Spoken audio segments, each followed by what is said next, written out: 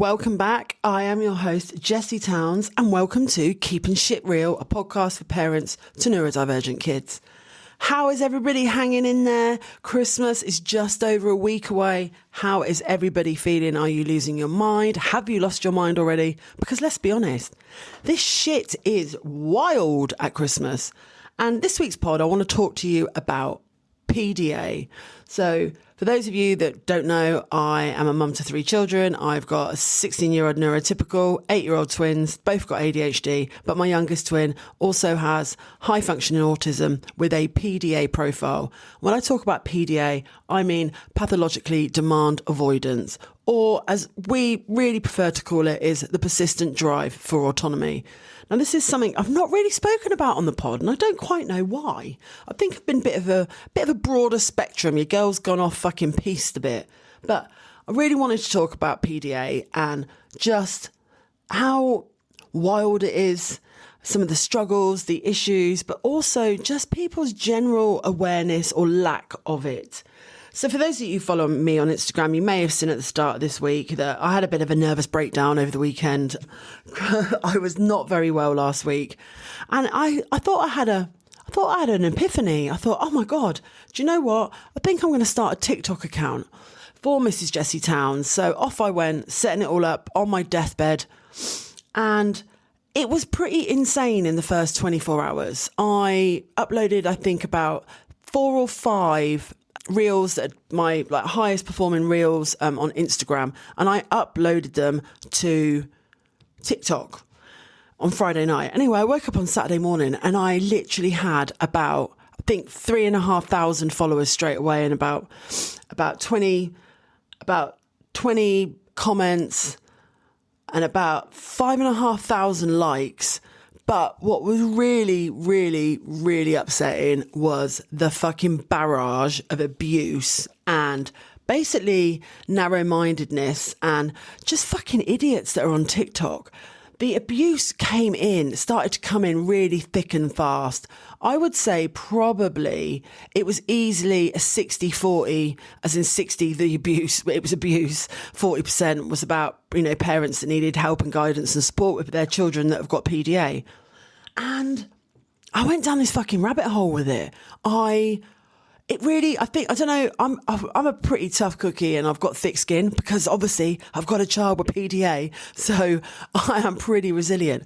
But this was insane. It's like something I have never experienced before. But it just made me really realise the people's mentality, but also how people feel about PDA if they are not in the PDA world. A few of the comments were, you're a shit parent, PDA is just an excuse for bad parenting, your kid is a fucking nightmare because you don't give him any discipline, because obviously the way we parent children with PDA has to be stringently different and radically different, from any other type of parenting knowledge or skill that you've maybe had before. Or if you've got a child with PDA and this is your first child, you may have a completely different, view of, and it's about having to accept that we can't do normal things with our children that are PDA. I am not joking you. The comments were fucking insane. And like I said, I went down a rabbit hole then I started replying to these wankers on TikTok. So obviously I went down a massive black hole of fucking questioning my own sanity, but also questioning my skills as a parent. Am I good enough?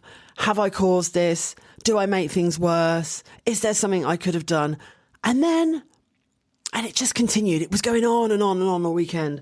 So then I was obviously chucking fuel into the fucking fire with it, because I started replying, and then the replies and the responses started coming thick and fast.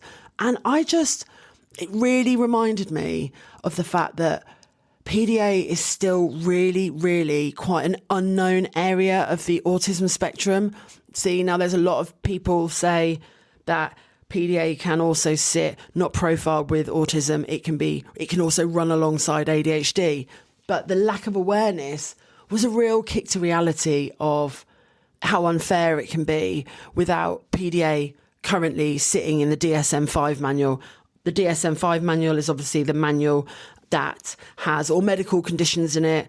And this is the main issue that you get with PDA, is because it's not in the DSM-5 manual, a lot of people don't believe it. They think it's made up. They think it's bad parenting. And I'm telling you, I couldn't believe how wild it was on TikTok. And it's safe to say, I don't know whether it's my age or whatever, but TikTok is just not the place for me, I've realised, in those 2 days of absolute hell. And the thing is, I think if you are in quite a bad place mentally, or you take, like random strangers who are just being massive bellends, having a pop at you, TikTok is definitely not the place. And I think, is that why we are seeing like a rise in children, like neurotypical kids that are, there's so many children now that are, attempting to commit suicide? Is it because they're spending time on TikTok and you get these fucking crazy online trolls that just hammer you in? I mean, it's nearly a week later and I still can't get over the absolute monstrosity of vileness that was thrown my way about PDA. And it really got me thinking this week. So obviously I deactivated my TikTok account because I thought, you know what, I got enough shit going on. I've got a kid with PDA. I've got 2 other children. I don't need anything else. And the thing is, it really started to piss me off and it started to really upset me. And I was like questioning myself left, right and centre. And I just thought, you know what, I ain't got time for this. I don't need anything else that is going to draw me in and make me feel sad. So I deleted the fucker, deactivated it and was like, nah, this isn't the place for me. Can I just say, the followers on Instagram, it's a completely different caliber. People are kind, caring, they're more considerate. Yeah, occasionally I get some like random, David who's like 68 and lives by himself having a pop at me saying, oh, PDA is not real. But it really got me thinking about this week's topic about how unfair it is for parents with children that have got PDA and the constant advocating. And I'm not saying that if you've got a child who's autistic, who's maybe nonverbal, who's got severe learning difficulties, that you have to advocate any less or any more, should I say. But what the problem that we have as parents to children with PDA is, because it's not in the DSM-5 manual and because it's so completely inconsistent around the UK and around the world of what PDA is and what it looks like and is it ODD, it actually leaves parents in a position that the majority of time they may not feel that they are believed, that it's made up. And even worse is for parents that for those children that are still attending school, is the fact that they mask throughout their entire time at school. So when they come home, they explode. And it's then that battle with parents of trying to explain the absolute differences between home and school. And they can actually reflect 2 completely different children. You've got a child who's very complicit in the classroom, who's masking heavily, is overly eager, overly compensates because they're obviously trying to stay on the same peer level as their peers. And then, one step out of the classroom once they finish, all hell breaks loose. Now, one of my lovely parents that is in my PDA parent circle, she has had really, really bad demonstrations of this, that her child is absolutely fine at school. And then the moment they step outside of that classroom, all hell breaks loose. And this is what I really wanted to hone in on. It's all these type of things that as parents, if your child is a heavy masker with PDA, is that you really, really have to document everything, because your child's behaviour outside of the classroom is just as important as being in the classroom. Masking is not a substantial excuse for them saying we don't believe in PDA. And the problem that we have is so many local authorities, so many education settings, for getting an EHCP generated, they will rely and depend on the terms and versions of events of that child within the classroom environment. And let's be honest, teachers are pushed to capacity. They do not have the capability, the knowledge around PDA to be observing and referencing to probably behaviours that your child with PDA is demonstrating in the classroom, because they're too busy. And yeah, and there's an element that it isn't their job, but also it is a responsibility. You know, mainstream schools are still governed by Sen law, and it's just, I'm having a bit of a whinge about it, but I feel constantly let down, even though obviously, as you know, my 7-year-old, no, sorry, he's not 7 anymore, he's 8. My 8-year-old PDA was super explosive when he was in mainstream schools. So we always had a very heavily evidenced proof, should I say, that he was PDA because his behaviour was wild. And it's, for us, unfortunately, and for many families, if your child is a safeguarding issue to themselves, to teachers and to other children within the mainstream environment, they are booted out of school a lot quicker because you've got the proof. We had the proof. And for those of you that don't know, my Maxi Moo started mainstream school. It all went to shit by the Christmas holidays of reception. It reduced timetables, exclusions, suspensions were starting to come thick and fast. He then started an alternate provision, a pupil referral unit, which was within the county that I live in the UK. They have a alternate provision that they can go to temporarily. And he went. We were very, very reluctant and hesitant and scared and worried and frightened about him going off. You know, at that time, he was only just turned 5. And I just remember thinking, fucking hell, like we're packing him off. And it was only for a full term. So he went after the Christmas holidays. It was all very, very quick. And we were devastated, obviously, that we were having to pull him out of mainstream. And I remember sort of saying to the Senko, who has always been very amazing for us, and I know that is not everybody's story, with Senkos and about school and just, that believing factor of what PDA is. And I just remember thinking, oh my God, this is savage. And off he went. And he was a model student after 2 weeks, but then the reality is he had to go back to mainstream. But even still, throughout our whole journey of the fact that, we were believed, and mainstream school were very on the erring on the side of he absolutely had a PDA profile before he got his diagnosis. And he went back to mainstream and it was just a nightmare. But we had the evidence and the support from the pupil referral unit, plus also how his behaviour then catastrophically took a very, very sharp turn for the much, much worse. I mean, his behaviour when he went back to mainstream after attending the pupil referral unit was just absolutely, it was awful. And I still think about it now. And I think I talked about this a couple of weeks ago on last month's pod about, I think I'd totally underestimated how burnt out and how exhausted and how sad he actually looked. And, taking him back to the school a couple of times and he refusing to go in, and I'm losing my fucking mind because I needed him to go to school because I needed to work. And him just saying, I just absolutely hated him, like his sad face. And I tell you what, that's something I think that will haunt me for probably the rest of my life. You have like these key moments of when you're a parent and you think, and it never fully leaves you. And I look back at that time and I think, thank fuck we were supported by school. But it's not just about PDA in the school system. It's just across the board. Hospitals, doctors, I mean, people on the internet, people just don't get this fucking wild ride that we are living as parents to children with PDA. And it just seems so unfair. I think that's the only word that I can describe it, is that there's a massive level of unfairness because, like I said a minute ago, I'm not saying that other children that are on the autistic spectrum, they are all listed in the DSM-5 manual, so it's black and white. Well, it's not black and white, it's obviously a spectrum, so it's fucking colourful. But you know what I'm saying, yeah? It is the fact that they have a diagnosis because it's in the diagnosis manual, whereas PDA, I just wish they pulled their finger out with PDA and say, right, this is what it is, because parents would substantially be more supported. But there would be a framework then to help children with PDA, like marker points. And this is the biggest challenge for parents and for education settings and, GPs and hospitals, is that they cannot, there's nothing to maybe mark it on.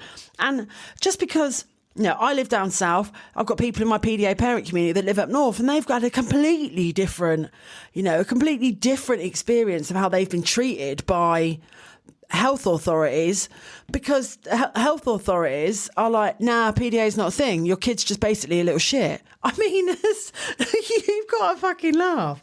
Like, imagine being told that, or basically it's just bad parenting, which is just a wild. I mean, even if your kid didn't have PDA, the fact that, a healthcare professional even had the absolute audacity to say that to you literally blows my mind. But there are wankers out there. We know that.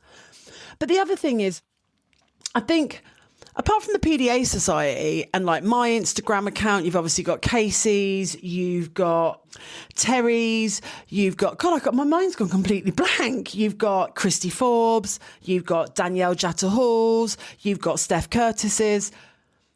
PDA, I think really a lot of the reason why people are afraid to speak out about PDA, it's because it is not in the diagnostics manual, and people don't want to be afraid of the backlash that you're going to get.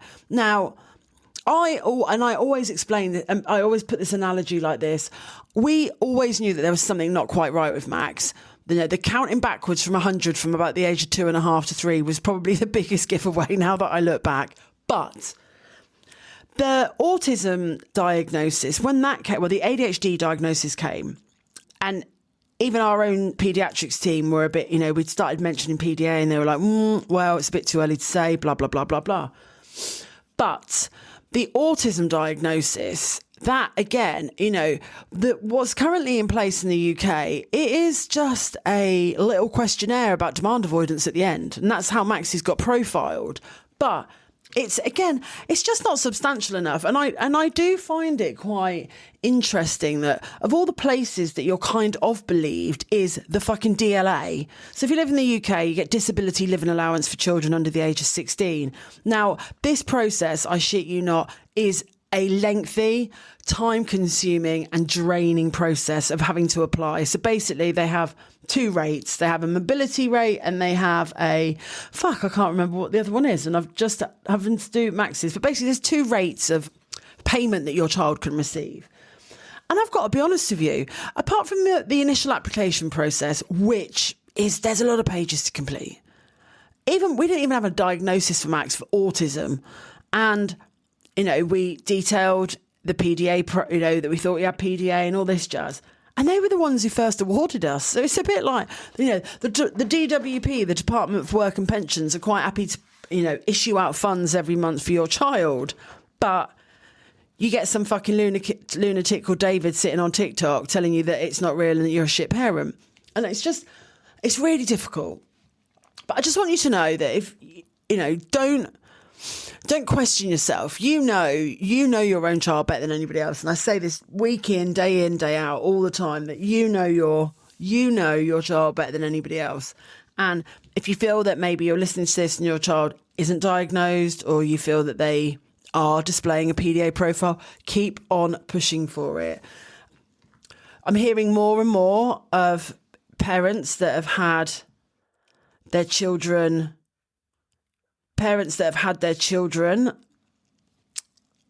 diagnosed with it, which I find not hard to believe, but I find, again, this is a bit of a danger zone, diagnosing something that is not in the DSM-5 manual, because you can't really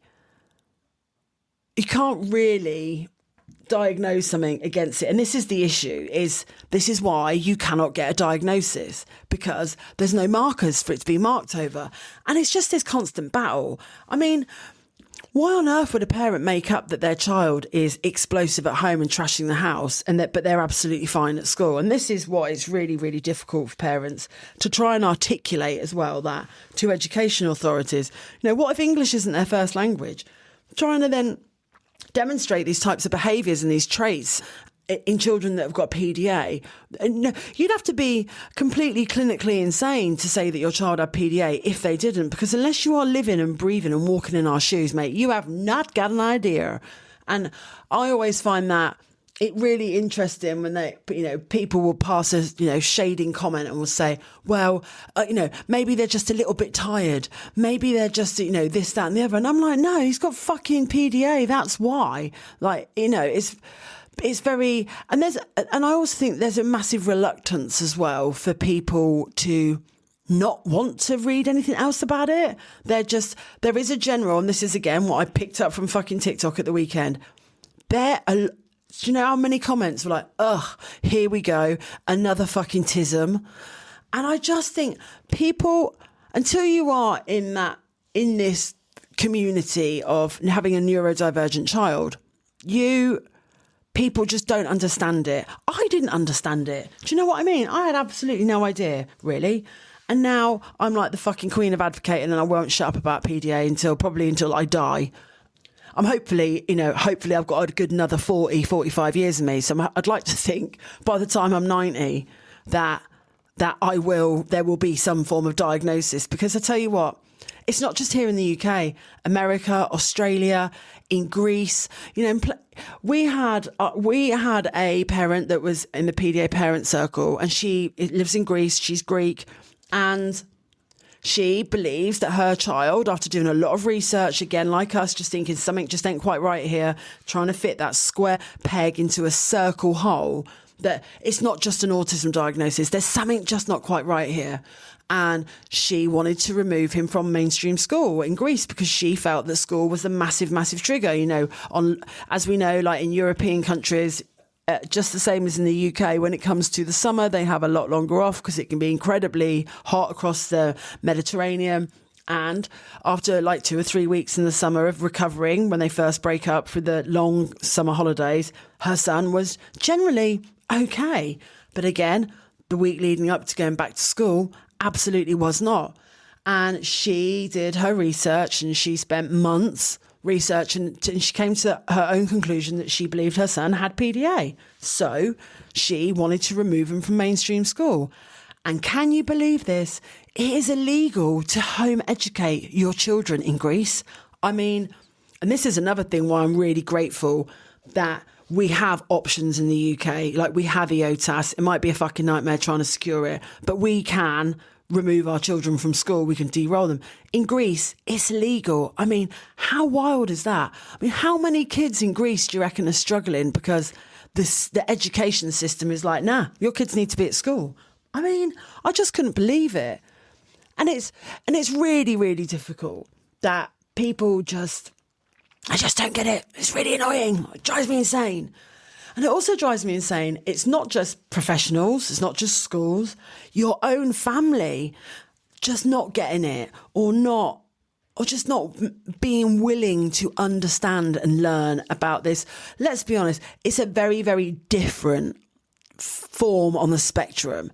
And it is really hard to, all kids get frustrated. All kids struggle in some way in their life. No kids are perfect. But trying to explain it to family members, I have found even more difficult and draining than school. How does everybody feel about that? How are your parents? How are your siblings? How is your other half with your child that's got PDA? I know that my husband and my eldest son, if they're listening to this, I'm not throwing you under the bus, but I am kind of outing you a bit. They really, really struggle with Max when he's explosive. There's an element of, why can't he just do this? And it's like, he's got a nervous system disability. We all know this, the triggers, the words, the way that you say things. You could be having like the nicest day ever, really nice and calm, everybody's regulated, and all you're saying is, can you get up off that sofa? I want to sit there. And then all hell breaks loose. Throwing shit, you're getting bitten. And a part of me does truly, truly believe that. And I'm just going to say this, and I really hope I'm not upsetting people when I say this, but I just really don't think children with PDA can survive in a mainstream school. I just don't think, specifically here in the UK, I just don't think they have the resources, the time, the knowledge, and the power to be able to understand children with PDA. As you know, my Maxie goes to a specialist school. He goes to an SEMH school, which is a social, emotional and mental health school. And he we went to like his parent inset day last week, and just the way that they are with the kids, you know, to work in a SEND school, it takes a different caliber of teacher.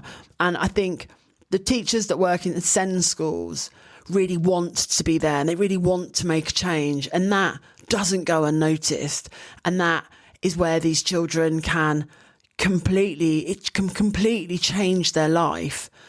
And I just felt that when I was watching him at his school last week, you know, they have an inset day, and you go in for a couple of hours, and they do like activities like all around the different parts of the school. And there's, you know, it's not, and yeah, there is a little bit of age recommended education and reading and writing, which I never in a million years thought that we would be at this point just over a year after he started his specialist school and not being at school for pretty much 2 years, that his reading and writing would be above his age recommended education. You know, he is 8. His writing is that of a key stage 1. You know, before it was early years foundation. And it just goes to show that when people have the real understanding and the knowledge of PDA, whether or not it's family members, it's school, it's, you know, if you're listening to this and your PDAs are older, if it's, you know, who they work for, it can make a massive difference. And we just need to have more awareness. And trust me, you lot know me by now. I ain't ever going to shut up about talking about PDA, because I am passionate about it. I am an advocate, but also I am quite a strong person. But I know for a fact that there are hundreds, if not thousands of parents out there that are not as strong as me.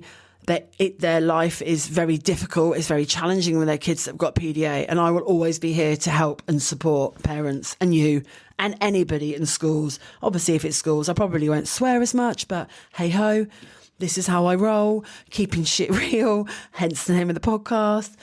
And that's really about it this week. And I just wanted to say, there ain't going to be a podcast next week, I don't think. Am I going to do a podcast? You know what, sod it. I will do a podcast. I'll record it early on next week, because obviously next Friday is going to be Boxing Day.